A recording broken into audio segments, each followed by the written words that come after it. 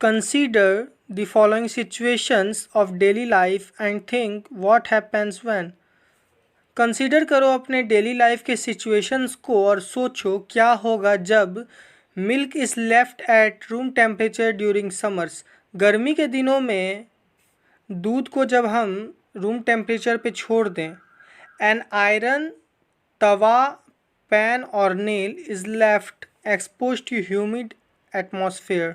एक आयरन का कोई मटेरियल जैसे तवा हो गया, पैन हो गया या फिर नेल हो गया, जब इसको हम एक्सपोज करेंगे ह्यूमिड एटमॉस्फेयर पे, जब ग्रेप्स फर्मेंटेड हो जाएगा, food is cooked, food get digested in our body, food जब डाइजेस्ट हो रहा होगा हमारे बॉडी में, we respire.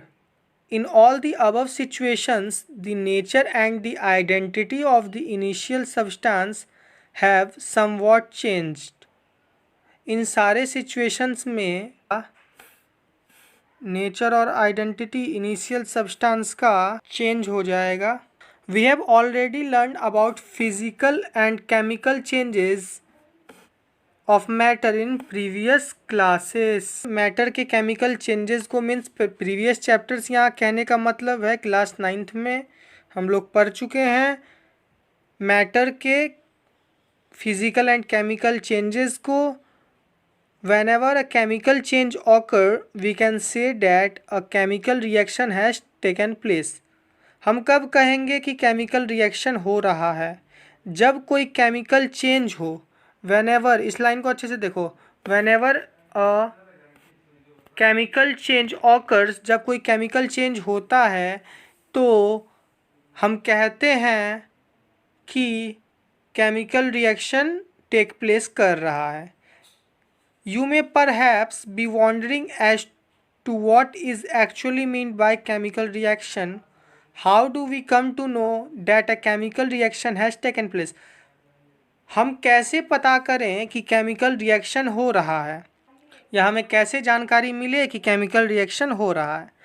Let us perform some activities to find the answer of this question. कुछ एक्टिविटी करते हैं इस क्वेश्चन के आंसर को फाइंड करने के लिए। तो एक्टिविटी 1.1 देखते हैं क्या कह रहा है। Clean a magnesium ribbon about 2 centimetre long by rubbing it with sand paper. 2 centimetre long magnesium ribbon को क्लीन करो सैंड पेपर के हेल्प से, उसे रब करके। Hold it with a pair of tongs. Burn it using a spirit lamp और burner and collect the ash so formed in a watch glass as shown in figure 1.1। Burner की help से उसे burn कर और उससे जो ऐश formed होगा उसे एक वॉच ग्लास में कलेक्ट कर लो, जो कि फिगर 1.1 में दर्शाया गया है। Burn the magnesium ribbon keeping it as far as possible from your eyes. ये जो तुम मैग्नीशियम रिबन बर्न करोगे ना, अपने आइज़ से दूर रख के करो। व्हाट डू यू ऑब्जर्व, तुम क्या ऑब्जर्व किए? What do you observe. देखो अब फिगर पे आते हैं, फिगर 1.1 पे क्या कह रहा है? Burning of magnesium ribbon in air and collection of magnesium oxide in a watch glass. मतलब हम ये कह सकते हैं कि वॉच ग्लास में तुम्हें जो ऐश मिला वो और कुछ नहीं, वो और कोई नहीं, वो मैग्नीशियम ऑक्साइड था। ठीक, देखो ये होल्ड किया हुआ है, ये बर्नर देख लो, ये वॉच ग्लास, ये मैग्नीशियम रिबन, इसे बर्न किया जा रहा है। ठीक है, अब आगे बढ़ते हैं। ठीक, जूम कर लूँ, गुड, थोड़ा और, ओके। इसमें जो इम्पोर्टेंट पॉइंट्स हैं वो भी मैं बताता चलूँगा और इस पीडीएफ को मैं डिस्क्रिप्शन में भी दे दूँगा ताकि कुछ इम्पॉर्टेंट पॉइंट्स जो मैं मार्क करूँगा उसे तुम्हें मार्क करने में दिक्कत ना हो। अगर तुम चाहो तो तुम अभी एनसीईआरटी खोल के तुम भी उसे मार्क कर सकते हो, वरना तुम पीडीएफ के थ्रू बाद में तुम उसे मार्क कर सकते हो। ठीक है, चलो स्टार्ट करते हैं आगे। You must have observed that magnesium ribbon burns with a dazzling white flame and changes into a white powder. तुम ये ऑब्जर्व किए होगे जब तुम मैग्नीशियम रिबन को बर्न किए थे तो वो डेजलिंग वाइट फ्लेम के साथ बर्न हुआ और वाइट पाउडर में वो चेंज हो गया। This powder is magnesium oxide. ये पाउडर क्या है? मैग्नीशियम ऑक्साइड है, ठीक। It is form due to the reaction between magnesium and oxygen present in air. ये बना मैग्नीशियम और ऑक्सीजन के रिएक्शन से in the presence of air. ये पार्ट जो है ना यार, इस पार्ट से क्वेश्चंस आते रहते हैं। क्वेश्चंस इस पार्ट से बहुत बार तुम्हारे एग्जाम्स में आ चुके हैं, ठीक। तो इस पार्ट को मार्क कर लेना, वरना तुम्हें पीडीएफ तो डिस्क्रिप्शन में मिल ही जाएगा। अब आते हैं एक्टिविटी 1.2 में। Take a lead nitrate solution in a test tube. एक टेस्ट ट्यूब में लीड नाइट्रेट का सॉल्यूशन लो, add potassium iodate solution to it. Potassium iodate solution उसमें ऐड करो। तुम क्या ऑब्जर्व किए? What do you observe? Activity 1.3 क्या कह रहा है? Take a few zinc granules in a conical flask और ए टेस्ट ट्यूब। किसी टेस्ट ट्यूब या कोनिकल फ्लास्क में फ्यू जिंक ग्रैन्यूल्स ले लो, ऐड डाइल्यूट हाइड्रोक्लोरिक एसिड और सल्फ्यूरिक एसिड टू इट। उस टेस्ट ट्यूब में डाइल्यूट HCl या dilute sulphuric acid add करो, जो कि फिगर 1.2 में दर्शाया गया है, ठीक। Do you observe anything happening around the zinc granules? क्या तुम जिंक ग्रैन्यूल के आसपास कुछ ऑब्जर्व किए? Touch the conical flask, is there any change in its temperature? क्या उसके टेम्परेचर में कुछ चेंज हुआ? फ्रॉम द अबव 3 एक्टिविटीज़, पिछले 3 एक्टिविटीज़ से वी कैन से डेट, हम ये कह सकते हैं, any of the following observations helps us to determine whether a chemical reaction has taken place। पहला है change in state, change in colour, evolution of gas, change in temperature, ठीक। As we observe the change around us, we can see that there is a large variety of chemical reactions taking place around us। अगर हम अपने around changes को observe करें तो हम कह सकते हैं कि large variety of chemical reaction हमारे आसपास हो रहा है। We will study about the various types of chemical reactions and their symbolic representation in this chapter. इस चैप्टर में हम पढ़ेंगे various types of chemical reactions और उसका सिंबॉलिक रिप्रेजेंटेशंस, ठीक। ये था चैप्टर का इंट्रोडक्शन पार्ट, ठीक है। तो आओ अब आगे बढ़ते हैं। पहला टॉपिक है इसमें chemical equations.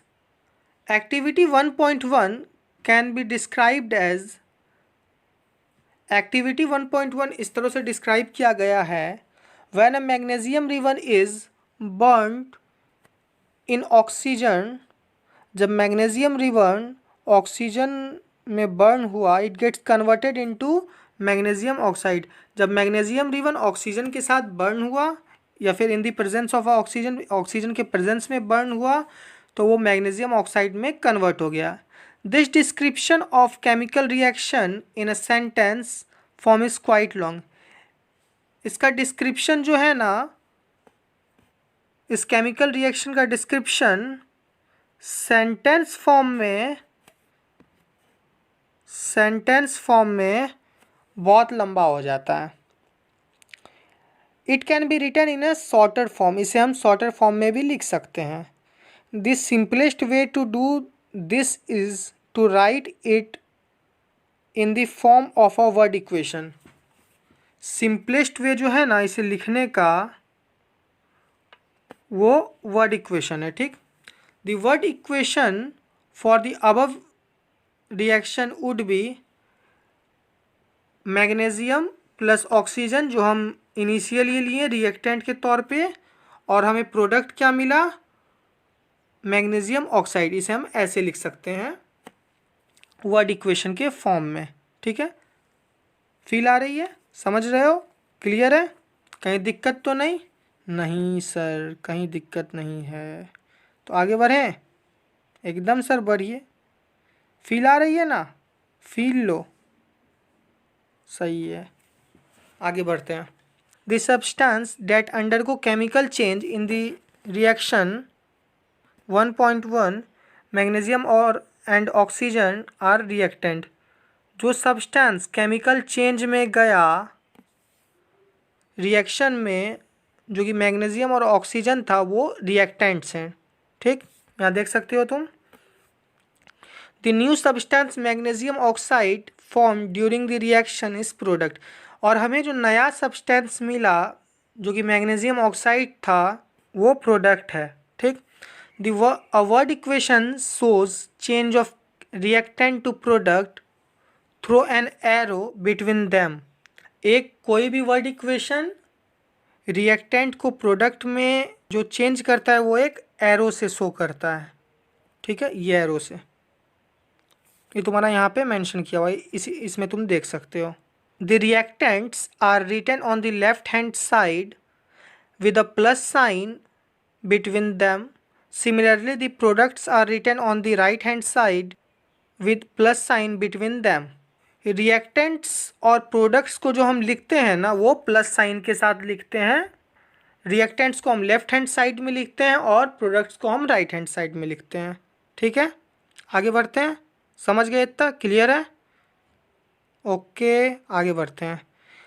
The arrowhead points towards the product and shows the direction of reaction.